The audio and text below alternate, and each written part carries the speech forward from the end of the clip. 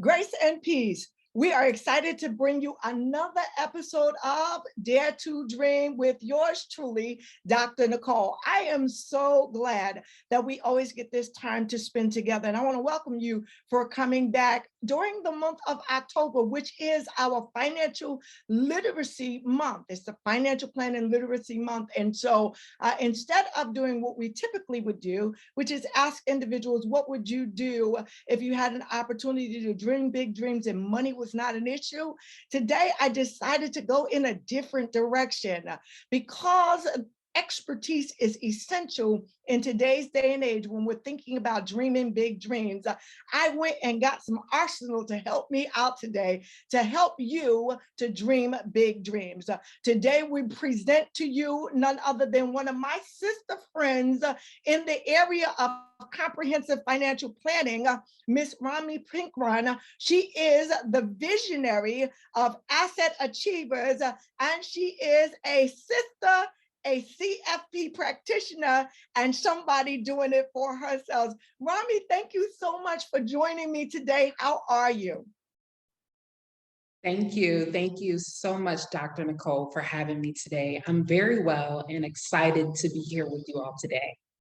So we usually start off about addressing if money weren't an issue, what would you be doing with your life? And so I know a little bit about you. So I want you to be able to tell our audience, because you're doing what I do with my life. And I just love it. And I want people to see that there are individuals that can talk about money and dreams and do things well. So please share with the audience a little bit about you and how you're living out your dreams today. Absolutely. And thank you again for the opportunity to come on the show today. So I am a first generation wealth builder. So the reason that I was attracted to, or am attracted to, this industry is based on the fact that it's my calling, it's my purpose. Since a young girl, I've always had dreams of building financial wealth, not only for myself, but mostly for my family, because I noticed early on how we were able to make money, and everybody always had a job. We always had nice cars and nice clothes and things. But I also noticed that we weren't so great at building our wealth and making it last even longer and building assets. So that's one of the things that drove me to a career in financial planning. And so now I'm speaking to you from my place in Mexico. So I'm considered an expat. I left Washington, D.C. last year. I left my job and started my own company this year and moved to Mexico. But if money was not an issue at all for me, I would be traveling the world, probably having a private yacht somewhere in France. That's a long-term goal for me. As I mentioned, I'm passionate about building generation wealth. And I do believe you work hard and you enjoy the fruits of your labor. Now, you said something that I think is very important. And so there's a passion that is associated with building and acquiring wealth. And we do this for a living. And sometimes I think people go, well, what is financial planning? You know, we talk about financial planning awareness month. What does it look like to acquire or accumulate wealth? We got that JOB thing down pat, but what do I really do in order to acquire wealth? So why don't you help them out and let them know, well, this is what I would do if I were just getting started. What would Romy do if someone was sitting before them saying, well, I want to, leave generational wealth too? Well, thank you for that. And I can speak to it very well because I'm not too far from it, Dr. Nicole. I'm in my mid 30s, and in 2020, so 2 years ago, I paid off all my college debt. So my spouse and I paid off $130,000 within 2.5 years. So I'm not far from that step that you mentioned. And back to your question. So financial planning is just really the consistent and concerted effort of building your finances. That's all it really is. It's not as complex as some people like to make it or think of it as. It's really just being consistent and making a plan to build your assets. And a lot of it looks like budgeting, savings, and making sure that you're investing your money, because we know that inflation is a real thing. We've all seen it this year, inflation reaching an all-time high.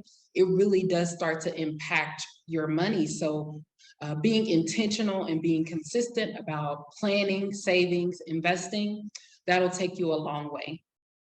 You said two things that I really have to touch on. The first one is I'm so blown away that you eradicated $130,000 worth of debt, and that's Yes, ma'am. debt. Okay, so if you want Thank to you. talk about financial wealth and financial planning, one of the biggest challenges, as you have indicated, and the second one is inflation. So I'll get to that in a moment. But one of the things that dropped or turned on individuals at the drop of a linchpin is the impact of inflation caused individuals to not be able to purchase houses. But I'm going someplace else with that first. So we already know that that was a thing that was happening. But as student loan debt was applied to an individual who thought that they were capable of purchasing a house, it really throws off a person's debt to income ratio, so much so that their willingness or desire to acquire wealth or do prudent financial planning to build and accumulate wealth, it can discourage you. And I don't think people understand that student loan debt is like, okay, well, I'm paying it. But if it's a huge number, because I got a doctor in front of my name, if it's that huge number, it can become so overwhelming. So with that in mind, how do you guide individuals, because you're in your 30s, how do you guide individuals to acquire wealth even though you have this big liability or this big debt staring you in the face? Because you did something and you did it right. $130,000 is nothing to sneeze at, and to be able to pay it off in 2 years, yet some people want to know, how can I do that? It's more than possible. It is more than possible. And it goes back to that consistent, concerted effort. Because for me, initially when I thought about building generational wealth and knowing that I had this student loan debt burden on my back, I was like, you know what? I have to be determined, one. And then I have to sacrifice. At the time, I was living in Washington, D.C., as I mentioned. And if you know anything about Washington, D.C., you know that culture is big on brunch and going out and having a good time. And so for me, I knew that I had to really just scale it back when it came to like going out and doing things that didn't align with my financial plan. And I didn't have to scale everything back, but I certainly wasn't about to be going to brunch every single weekend, spending, $50 to $100 every single weekend. So again, it goes back to that consistent and concerted effort. For me, I knew that I had a specific time frame in where I wanted to pay my debt back and leave the United States. So within that time frame, I said, hey, okay, my time frame was actually 3 years, but we made it in 2.5. So I said, within these 3 years, I have a budget for going out, for eating out for the week. I have a budget for entertainment. I have a budget for the summer. I have a budget. And I have to stick with that budget. Can we pause right there for a moment? Because that's the one area in which people that are very serious about dreaming big dreams and really pursuing life beyond living from paycheck to paycheck. It is a word that we must adopt, embrace, and, recognize that we have to not only adopt it and embrace it, but we have to apply it to our daily lives. Because if you're serious about wealth accumulation in any capacity, if you're serious about not wanting to live from paycheck to paycheck, then there has to come a moment in your life where disciplined and consistent savings are a part of your vocabulary. And that's the one area that people, do not really want to address in their own personal lives. So I always speak, publicly, and I'm sure you do as well. And so This is a section that I think you'll enjoy participating in because I know I love it tremendously. And so I'm going to give a narrative and I just want you to just flow with me because this is Financial Planning Awareness Month. And for those individuals that tell me that they cannot create a plan or they don't have the ability to save, these are some of the things that I do when I first assess or walk into a room. For those of you that say you can't save, Romy already talked about all of those brunches, right? I'm going to go someplace else. For those of you that say that you can't save, I've already looked at your nails in the room. I just want you to notice, I'm not telling you not to get your nails done, but you don't have to get them done every 2 weeks. Just stretching it out to 3.5 to 4 weeks allows you an extra payment every 3 to 4 weeks, and you can allocate that money towards savings. For those of you that say you can't save, you can also make sure that in addition to that lunch, if you were to just absolutely consider getting Starbucks from the store instead of from the actual Starbucks place or eatery or brewery, you could probably save a good $50 to $100 a week. For those of you that can't save, is there anything else that you might want to add to that? Because I got some for days. Yes, I definitely have something else to add to that. A big one for me was my cell phone plan. At the time, I had Sprint. And I went to compare packages because I was like just determined and trying to figure out ways that I could save money and place that money towards my student debt to remove that out of my life. And so I found that my cell phone was an additional area, in addition to the brunch and those other areas that you mentioned. But the cell phone was a big one. After switching my cell phone plan, I ended up saving $800 for the year. And so monthly, right, monthly, it doesn't seem like that much, but when you add it up and for the year, $800, that's almost $1,000. So Yes. check That is that cell an phone excellent plan. one. It is. Check the cell phone plan. And along those lines, listen, I have a passion for Pepsi and Snickers. I love it. I do not want to deprive myself. And if it's not Pepsi, it's Lay's potato chips. But when I go to the store and I decide this is what I'm going to get from a regular store that may be downstairs or something, I'm spending far more than if I would have gone and purchased in bulk and carried it. So for those individuals that say that they can't save, I've learned that the benefit of purchasing in bulk really allows you to still have what you want. And this is the part that I really want them to understand. I mean, we're not telling you not to do a thing. What we're telling you to do is exercise prudence in that particular area and being able to do that. The other aspect is for those individuals that say that they can't save, and this is all about financial planning, the need to have your own home-based business offers tax incentives to reduce tax liability in the current year for individuals who may not be able to save from month to month, but they can get those tax savings at the end of each year when they file their taxes. Romy, let's talk a little bit about that, the benefit of stepping out and being your entrepreneur, giving yourself the opportunity to do what? Add some additional revenue, but also take some tax deductions that may ultimately benefit you from an overall financial objective of accumulating wealth. Why don't you give them some ideas of what it is that they can do to cultivate that? Because again, this is about dreaming big dreams. And so many people need to take a chance on them and allow them to acquire wealth. Your thoughts? Absolutely. Well, experts recommend, having 7 streams of income, and not all of those streams of income come directly from you actually physically working. Some of them come from your dividends, from your investments, interest from like your savings accounts. But back to your initial question, Dr. Nicole, many of us, we're so talented. Like I have friends who are working in corporate offices, but they also do hair on the side. They also paint on the side. Like we are gifted, we are talented people. So yes, there are plenty of opportunities for you to make this additional income on the side and take advantage of it from a tax perspective, because also when you have an additional stream of income, you can use that money to your advantage for tax purposes by putting it in an account that is tax friendly, like an IRA account.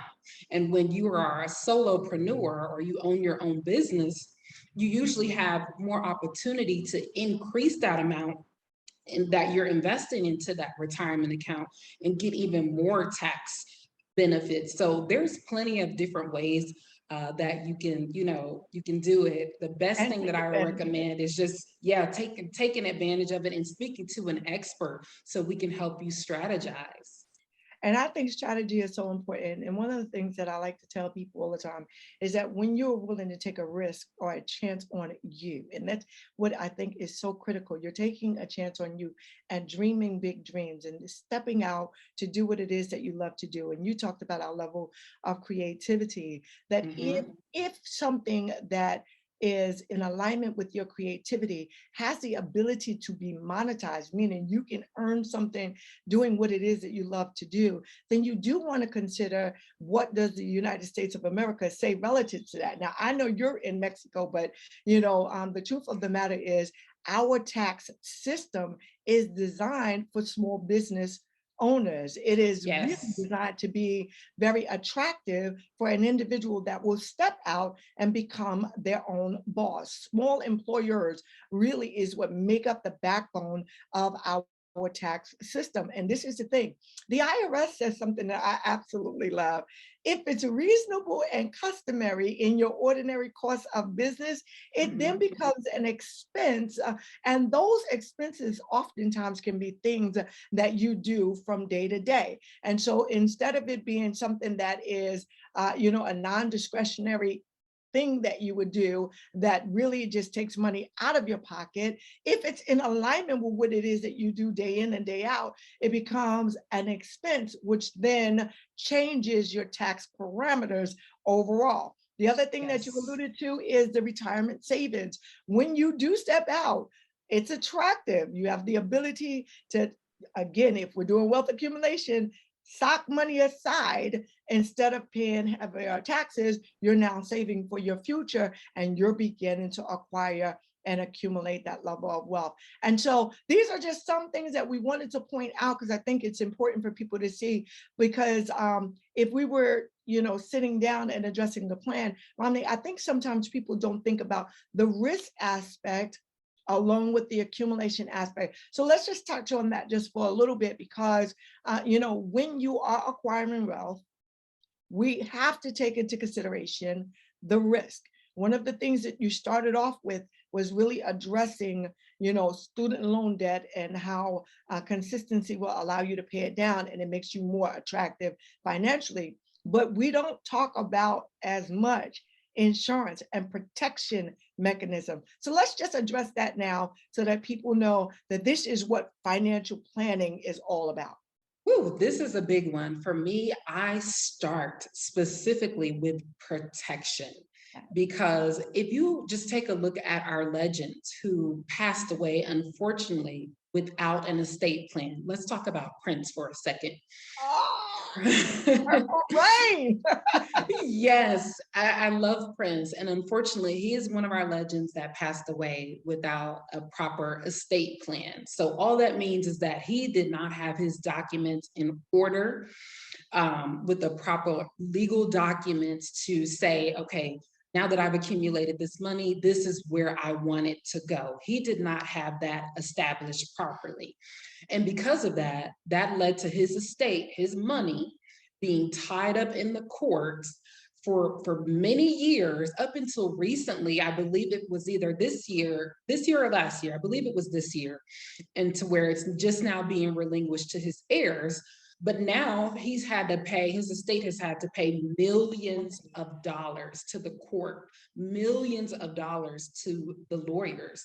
And all of that money, guess what? It was entitled to his heirs because he worked for it.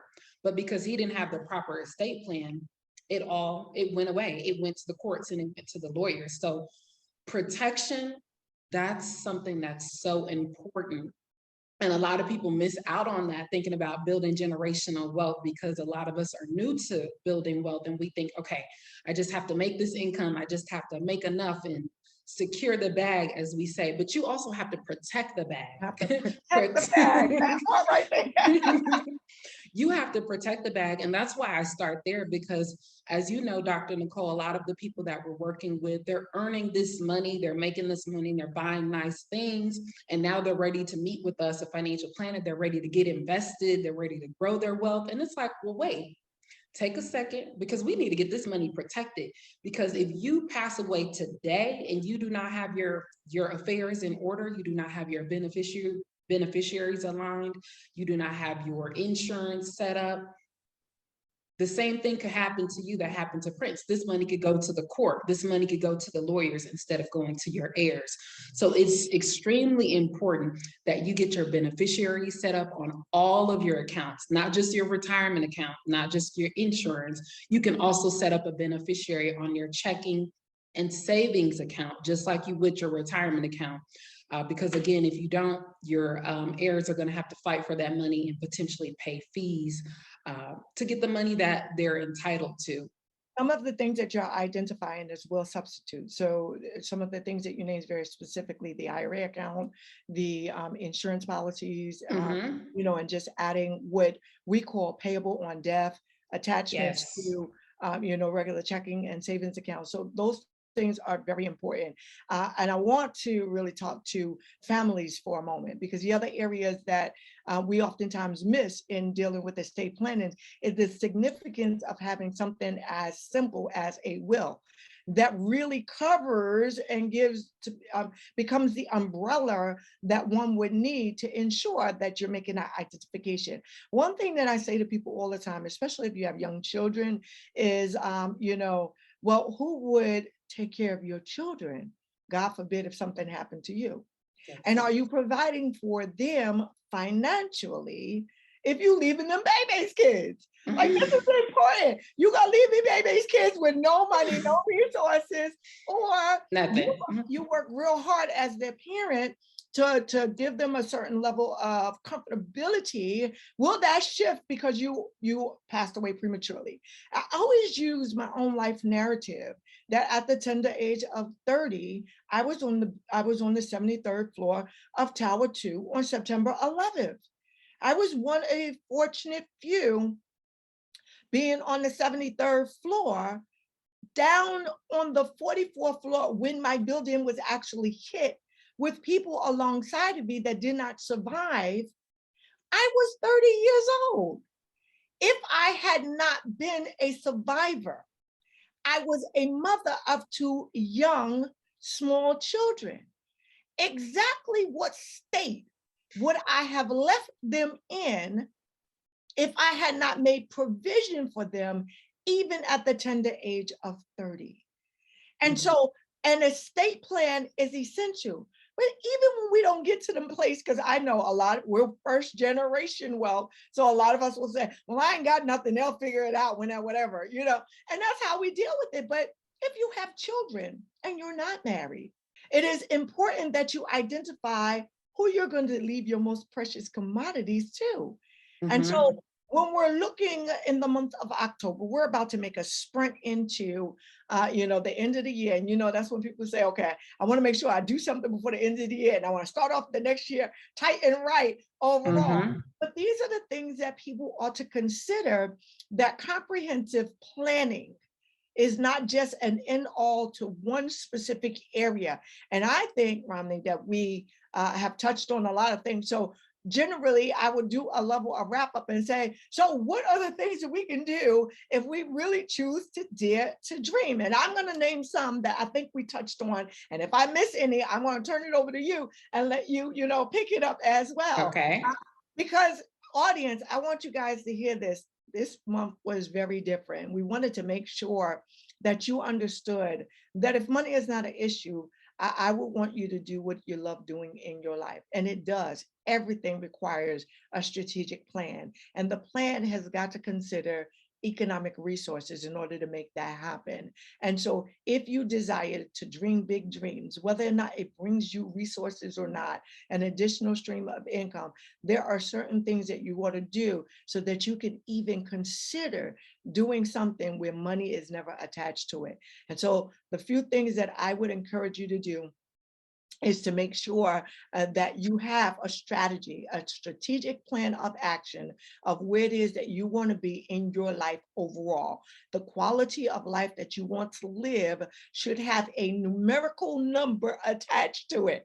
I'm going to say that Yes. again because I thought that was real good. The quality life that you want to live should have a numerical number attached to it, and that numerical number must take into consideration overwhelming debt, so that if something unforeseen should happen in your life, you're not diminishing your capacity to maintain what it is that you're trying to build. So even in that mouthful that I just said, you're looking at, like what Romney said, you're looking at how do I pay down my student debt? How do I make sure I protect myself? How do I be consistent? What do I need to cut off? What do I need to do to create a strategic plan of action so that I can dream big dreams and not just dream about them, but pursue it? Romy, is there anything you'd like to add? Any thoughts, any questions, any areas of concern? Yes, definitely. Talk about your legacy with the next generation. Because if we're building generation wealth, we have to speak to the next generation. So you have to talk to the next generation about it because you're building it, but then that next generation is going to continue that legacy. So while you're defining your legacy, also make it a point to speak to the next generation about it so they can know what the game plan is too going forward. I think that is so excellent. And so I'm gonna be old school because we're in two totally different generations. So I'm gonna have to say this for the people that might be the baby boomer generations. I'm Generation Xer, but I'm gonna say this. My clients literally are ones that say to their children, and I'm like, that's fine with me. If something should happen to me, this is the name and the number you need. Dr. Nicole knows everything. Because parents are not really open to letting their children know where they stand financially. So that's a topic that we really have to address at some point. How do we give them the information, but don't give them enough that they might want to off us? I'm just saying. Stay tuned for part 2 of that conversation. Romy, I want to say thank you so very much. If people wanted to get in contact with you, Asset Achievers, if they want to learn about, because you didn't really touch on it, but you actually have cohorts to help people with the desire to do accelerated student debt payoff. If they wanted to communicate with you, how will they get in touch with Romy? Yes, you can reach me by email at info@assetachievers.com. I'm also on Facebook, LinkedIn, Twitter, and Instagram, and my handles are Asset Achievers. Very simple, just like that. Listen, guys, I just want to say thank you all for tuning in today to this latest episode of Dare to Dream with Dr. Nicole. I also want to say thank you to my special guest. I wanted to do something a little differently so that you don't just keep hearing my voice each month in and month out, talking about not only dreaming big dreams, but pursuing them at all costs. If money isn't an issue, what would you be doing with your life? It is my goal, my desire, my life purpose to ensure that you have the ability, the strategic plan, and the capacity to dare to dream with me, yours truly, Dr. Nicole. We'll see you again soon. God bless you. Have a wonderful day, and tune in to the next episode where we'll have another great guest telling you how they are desiring to dream big dreams and pursue them. Securities and investment advisory services are offered through Next Financial Group Incorporated, a member of FINRA SIPC.